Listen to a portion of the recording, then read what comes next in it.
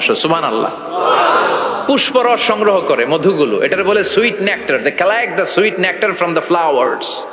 এবং মধুর মধ্যে এত চমৎকার জিনিস থাকার কারণ হচ্ছে মৌমাছিগুলো ওই এলাকার সব ধরনের ফুল, ভালো ভালো সুগন্ধযুক্ত ফুল ফল থেকে রস নিয়ে আসে। তো ওই গাছগুলোর মধ্যে বনাজি গাছ আছে না নাই? ঔষধি গাছ আছে না নাই? এজন্য মধুরে বলা হয় সব রোগের ঔষধ।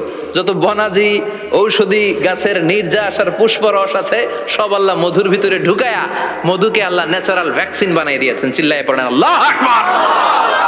আল্লাহ বললেন সুম্মা কুলি মিন কুল্লি সামারাত, সব ফল আর ফুল থেকে নেকটার পুষ্পরস নিয়ে আসো। ফাসলুকি সুবুলা রাব্বিকি যুলুলা, যেমন যেমন গিয়েছিলা পথ চিনায় আবার ফিরে আসো। ইয়াখরুজু মিন বুতুনিহা শারাব, এরপর তাদের পেট থেকে বের হয় শারাব। মুখতালিফুন আলওয়ানু, এক একটা মধুর কালার হয়ে যায় এক এক রকম। কোন সুবহানাল্লাহ। সরষে ফুলের মধু একটু সাদা সাদা হয় না?